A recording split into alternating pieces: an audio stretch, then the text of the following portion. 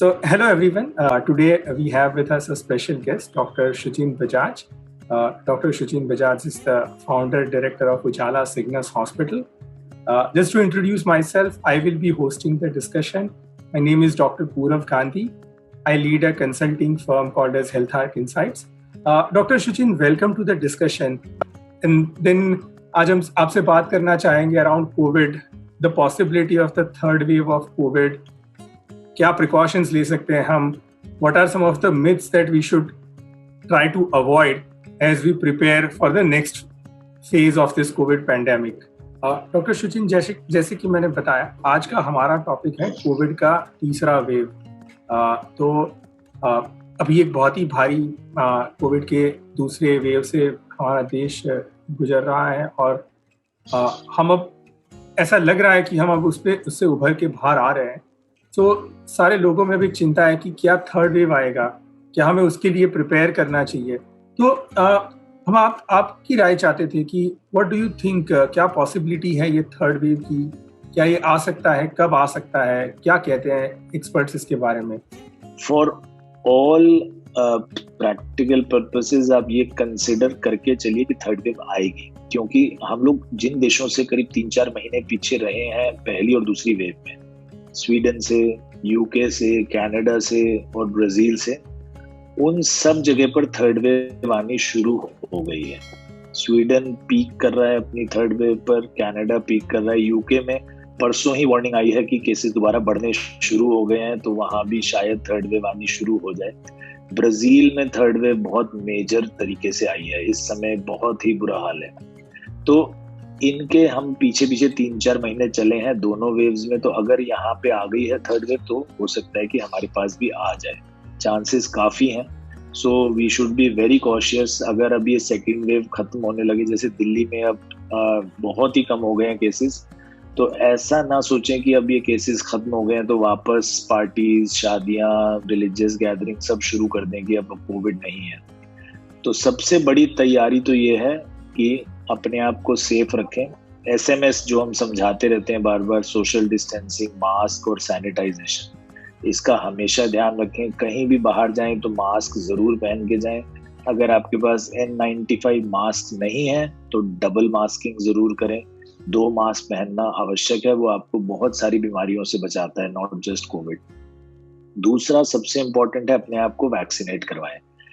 जैसे जहां जब मौका मिले अपने आप को जल्दी से जल्दी जाके वैक्सीनेट करा लें। ये ना सोचें कि देखिए कि मुझे ये कोवैक्सीन ही चाहिए या मुझे अभी तो फाइजर की वेट कर रहा हूँ तो फाइजर आ जाएगी। तो ये बहुत जरूरी है कि आप ये अपना वैक्सीनेशन अर्लीस्ट पॉसिबल कराएं। थर्ड, बच्चे, हो सकता है जैसा आपने कहा कि बच्चों पर ये असर करेगी कि नहीं, तो we are also not very sure, but हो सकता है कि बच्चों पे असर करे, क्योंकि वो लोग ही ऐसे रह जाएंगे जो वैक्सीनेटेड नहीं होंगे और वैसे भी वो मोस्ट वल्नरेबल ऑफ कम्युनिटीज हैं। पहली वेव में बूढ़े लोगों पर ज्यादा असर कर रही थी, सेकेंड वेव में जवानों को भी इसने नहीं छोड़ा। तो हो सकता है कि थर्ड वेव में ये बच्चों पर असर करे। तो बच्चों को अभी से मास्किंग सिखाना, सोशल डिस्टेंसिंग सिखाना, सैनिटाइजेशन सिखाना, ये बहुत जरूरी है। हम लोगों को बहुत ध्यान रखना है कि बच्चों की एजुकेशन अभी से हम उस तरह से करने लगे। तो ये 3 स्टेप्स आई थिंक बहुत जरूरी हैं थर्ड वेव से बचने के लिए। हम सबको इनका बहुत बहुत ध्यान रखना चाहिए। Thank you doctor. वैक्सीनेशन पे मैं एक और सवाल करना चाहूँगा। वैक्सीनेशन के बारे में काफ़ी सारी बातें होती रहती है कि क्या वैक्सीन सेफ है, क्या वैक्सीन से लोग इम्यून हो जाएंगे, क्या अगर मैंने वैक्सीन ले ली है तो मैं कम्प्लीटली सेफ हूँ और मुझे मास्क पहनने की ज़रूरत नहीं है। तो इसके बारे में क्या क्या मिथ्स है जो हमें डिस्पेल करनी चाहिए ताकि लोग वैक्सीन ले लेकिन बाकी सारी चीज़ों का भी ध्यान रखें? सबसे पहली और सबसे बड़ी मिथ तो ये है कि एक वैक्सीन दूसरी से बेहतर है। तो कुछ लोग कहते हैं कि कोविशील्ड क्योंकि वो यूके में बनी है, ऑक्सफोर्ड यूनिवर्सिटी में बनी है, तो वो बेहतर है, तो हम वो ही लेंगे। कोवैक्सीन भारतीय है इसलिए वो नहीं लेंगे। कुछ लोग इससे बिल्कुल उल्टा कहते हैं कि कोवैक्सीन तो बहुत बढ़िया है, कोविशील्ड से तो ब्लड क्लॉटिंग हो जाती है, कुछ देशों में बंद भी हो गई है, तो हम वो बिल्कुल नहीं लेंगे। तो सबसे पहला ये रीएश्योरेंस है कि वैक्सीन सारी सेफ है, सारी ऑलमोस्ट बराबर एफिकेसी है, ऑलमोस्ट बराबर इनके प्रोफाइल्स हैं। तो जो भी वैक्सीन आपको सबसे पहले मिलती है वो ले लें। इंडिया में इस समय 3 वैक्सीन मिल रही हैं। कोवैक्सीन जो कि 28 दिन बाद सेकेंड डोज लगती है, कोविशील्ड जो 84 दिन बाद सेकेंड डोज लगती है, और स्पुतनिक वी जिसमें 21 दिन बाद सेकेंड डोज लगती है। सिर्फ इतना ही फर्क है इनमें कि सेकेंड डोज कब लगेगी। बाकी इनकी एफिकेसीज अराउंड 80% है। इनके साइड इफेक्ट्स बहुत ही रेयर हैं, बहुत ही कम है। तो ज़्यादा से ज़्यादा एक लाली हो जाना, थोड़ा सा स्वेलिंग आ जाना जहाँ इंजेक्शन लगा है, थोड़ा सा दर्द होना, थोड़ा सा बुखार आ जाना, कोई प्रॉब्लम नहीं है। कोविशील्ड के बारे में जो मिथ है कि इससे ब्लड क्लॉट्स हो जाते हैं, तो देखिए अभी तक करीब 20 करोड़ लोगों को इंडिया में कोविशील्ड लग चुकी है और टोटल क्लॉटिंग के केसेस आए हैं 26। तो यानी करोड़ में एक केस है। अगर आप रूटीन देखें जिसमें बिना कोई प्रेसिपिटेटिंग फैक्टर्स के, बिना किसी उसके, अगर आप देखें तो क्लॉटिंग के इंसिडेंट्स अराउंड 10,000 में से एक वैसे भी होते हैं कम्युनिटी में। अगर आप 10,000 लोगों को रखेंगे कम्युनिटी में तो एक क्लॉटिंग का इंसिडेंस आपको दिखेगा ही दिखेगा। तो अभी वैक्सीन के बाद तो 1 करोड़ में एक आ रहा है, तो ऑब्वियसली इसका मतलब इसका कोई रिलेशन नहीं है। लोग तो उसने वैसे भी क्लॉटिंग का इंसिडेंस उस पेशेंट में शायद होना ही हो, उसको एक साथ में हो गया कि नहीं जिनको वैक्सीन लगी थी उसके बाद हुआ, तो ऐसा नहीं है। कोई साइंटिफिक डेटा नहीं है हमारे पास, ना ही स्टैटिस्टिकली कोई ऐसा डेटा है जिसमें क्लॉटिंग और वैक्सीन का दिखाया जाए कि आपस में कोई संबंध है। तो इससे बिल्कुल ना डरें। तीसरा मेन मिथ है कि मेंस्ट्रुएशन के दौरान नहीं ले सकते। तो कुछ लड़कियों को ये समझाया जा रहा है कि अगर आपके पीरियड्स आ रहे हैं तो आप वैक्सीन ना लगवाएं। ऐसा बिल्कुल भी नहीं है, आप कभी भी लगवा सकते हैं जाके। चौथा मिथ ये है कि वैक्सीन लगने के बाद आपकी इम्यूनिटी एक्चुअली कम हो जाती है थोड़े दिन, तो इसलिए आपको तब इन्फेक्शन हो सकता है। ऐसा भी बिल्कुल नहीं है। इम्यूनिटी आपकी बढ़ती है वैक्सीन लगाने के बाद। इन्फेक्शन होने के चांसेस सिर्फ इसलिए होते हैं क्योंकि आप एक भीड़ भाड़ वाली जगह में जाते हैं जहां अगर वैक्सीन लग रही है तो वहां हो सकता है कि आप किसी से पकड़ लें। और उससे भी इम्पोर्टेंट यह है कि आप वैक्सीन लगवाने के बाद सोचते हैं कि मैं तो वैक्सीनेटेड हूँ, अब मुझे कोई प्रॉब्लम नहीं होगी, अब चलिए बाहर चलते हैं, पार्टी करते हैं, अब वहां पे आप इन्फेक्शन पकड़ लेते हैं। तो वैक्सीन लगवाने का ये मतलब नहीं है कि आपको इन्फेक्शन ही नहीं होगा। वैक्सीन लगवाने का ये मतलब है कि आपको सीरियस बीमारी नहीं होगी। इन्फेक्शन आपको फिर भी हो सकता है जब तक कि पूरी कम्युनिटी को वैक्सीन ना लग जाए और सब लोग उस वायरस से ना बच जाए। तो इसलिए जब तक सबको, यानी एक एक जने को देश में वैक्सीन नहीं लग जाती, तब तक आपको ये ध्यान रखना बहुत जरूरी है। जो SMS हम बार बार कहते हैं वो आप कभी मत भूलिए। थैंक यू डॉक्टर, आपकी बातों से मैं समझ रहा हूँ कि ये सारे प्रिकॉशंस अगर हम रखते हैं तो हो सकता है कि हम थर्ड वेव को शायद डिफीट कर दे या वो कम इंटेंसिटी से आएगा।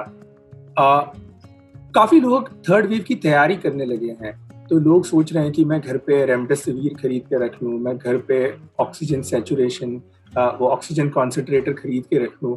तो क्या ये सब सही चीज़ें हैं? क्या लोगों को ये करनी चाहिए या इससे कोई फर्क नहीं पड़ता? आपकी अगर कोई राय हो इस पे। देखिए, थर्ड वेव को डिफीट करने वाली कंट्रीज, जहां जैसे मैंने बताया जहां केसेस बढ़ने शुरू भी हुए थे लेकिन वो उतने नहीं बढ़े, वो इसी तरह उन्होंने किया कि सबको वैक्सीनेट कर दिया।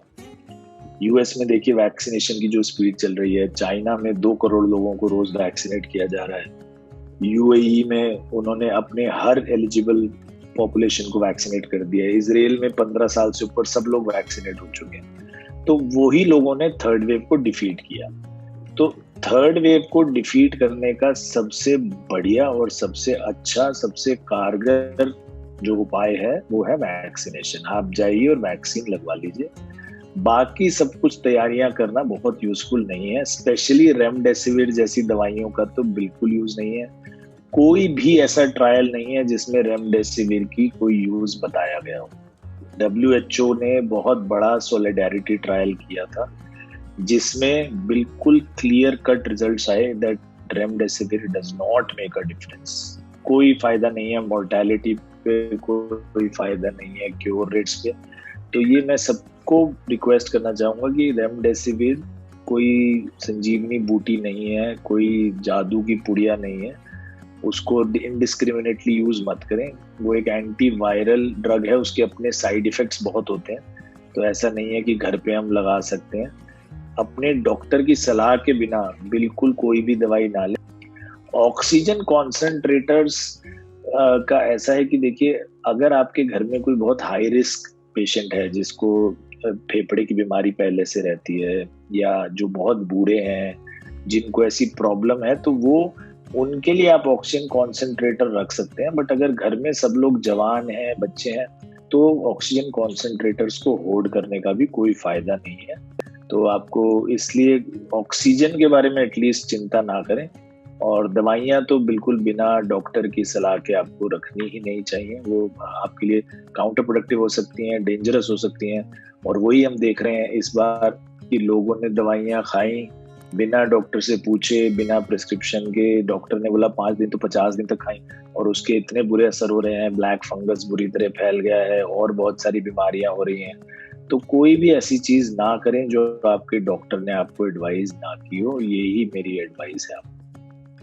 डॉक्टर सुचिन, ये ब्लैक फंगस पे आप एक बार थोड़ा सा बताएंगे कि बिकॉज इसके अराउंड भी काफ़ी डर बैठ गया है लोगों में, ये काफ़ी डेंजरस भी है, इसकी ट्रीटमेंट भी सीवियर है, तो लोग अपने लेवल पे क्या प्रिकॉशंस ले सकते हैं ताकि ब्लैक फंगस के चांसेस कम हो जाएं? देखिए, black fungus is one of the worst diseases to have for sure.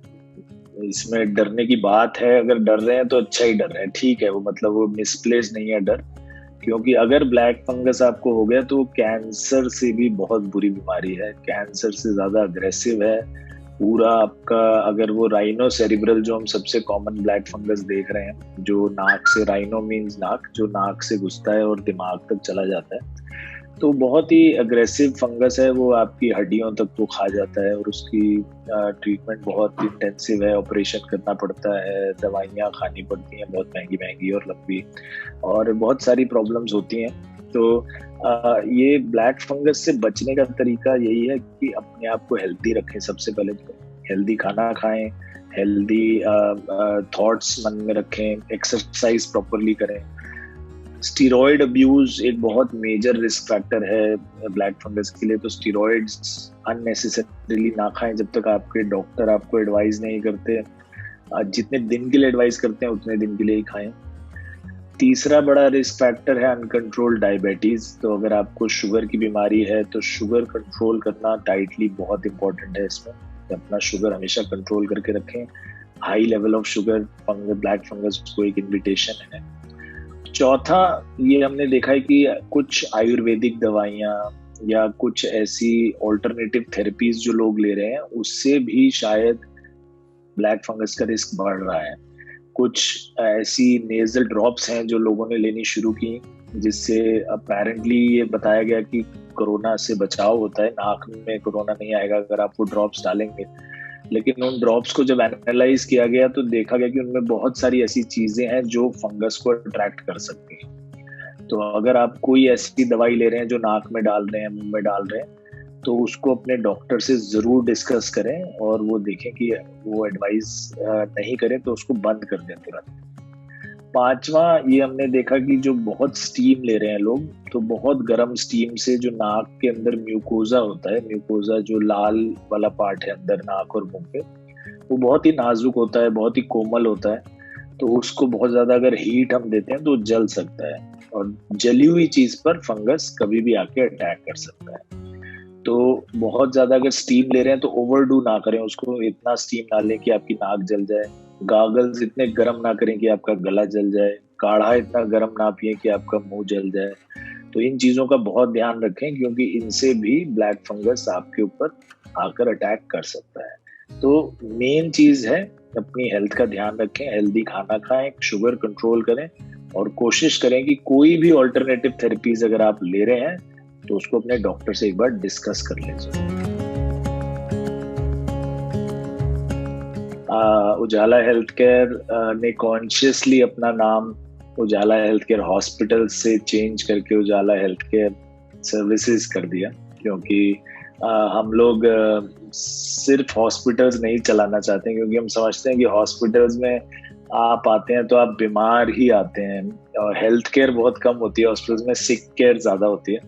और हमारी कोशिश यही है कि कोई बीमार ना ही पड़े। तो पूरा patient ecosystem, right from health care at home to teleconsultation to preventive health care to medicines being delivered in your own house, to lab tests being done in your own place. Doctor Suchin, धन्यवाद ये समय निकालने के लिए, सारे patients और हमारी audience के लिए ये क्लैरिफिकेशंस देने के लिए। हम उम्मीद करते हैं कि ये सारी बातें लोगों तक पहुँचे, इसका फ़ायदा लोगों को मिले और हम होपफुली थर्ड वेव को डिफीट कर पाएँ। तो थैंक यू डॉक्टर सुचिन आपके समय के लिए। Thank you so much. Thank you.